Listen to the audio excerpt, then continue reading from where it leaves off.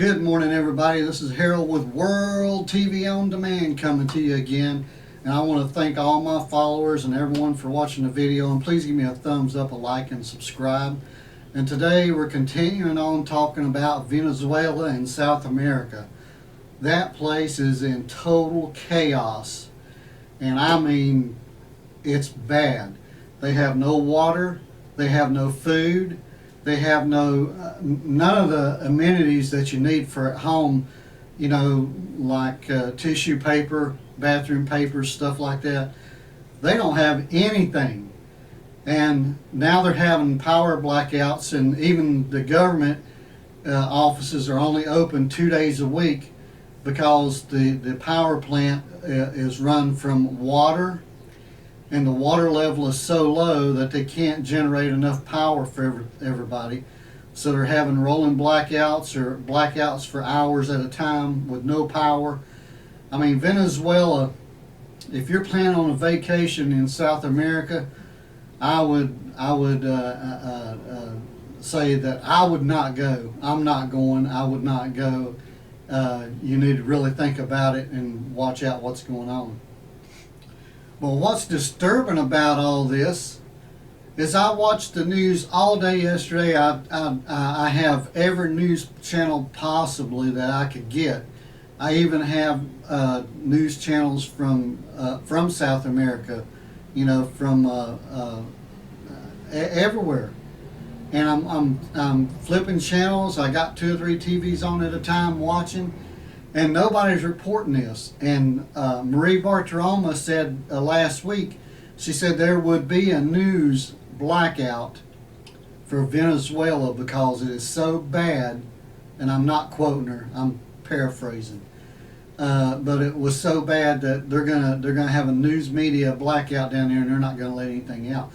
But they can't stop all the cell phone video and pictures, which I'm showing you, and things that are going on. It's horrendous. I mean, I cannot even tell you how bad it is. I'm going to show you some of these pictures and videos, but you're just not going to believe it. And this is just south of Mexico. You know, you go down there and down into South America. I know it sounds like it's a long ways away, but if you have nothing else, you know, if your government has failed, there's no food, there's no water, there's no electricity, it's time to go somewhere else. Okay, I'm going to put a picture of the map up here. So Venezuela, just so you know, has 31 million people. Down south of that, Brazil, which gets a lot of their oil and trade back and forth.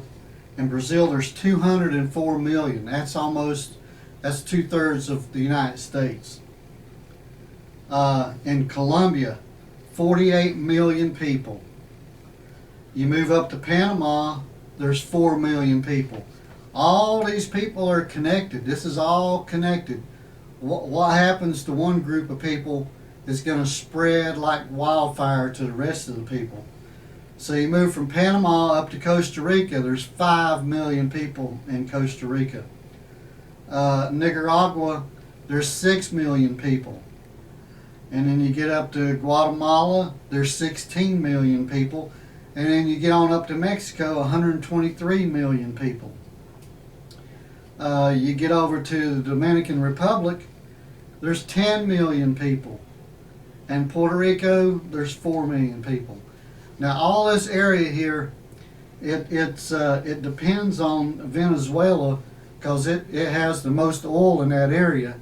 And they pump that oil out and get it to everybody.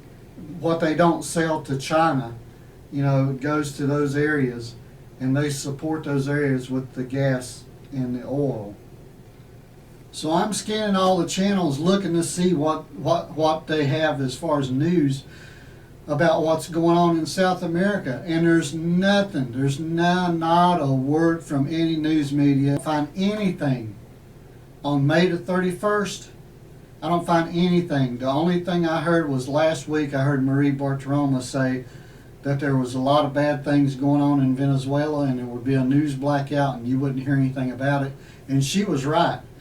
I'm going to post a question to Charles Payne and Marie Bartiromo why they're not talking about this, because this will affect the stock market in the United States. You have the whole South America continent in turmoil, and nobody's reporting it. Nobody's talking about it. It does matter. We have General Motors down there. We have Coca-Cola down there. We have Ford down there. We have McDonald's down there. All the there's 46 American companies that have taken a lot of business down to South America and trying to make money, and they're losing billions of dollars. And if you don't think that's going to affect the stock market, you're wrong. And what they're doing is they're going to borrow money to buy their own stock back so it looks like there's no trouble. And it's all rigged. It's a rigged system. The news media is rigged. The stock markets are rigged. The banks are rigged. The government is rigged. So now here is the line of people that's waiting in line to get in the grocery store. But I'm going to show you pictures of the grocery store that I've been able to get.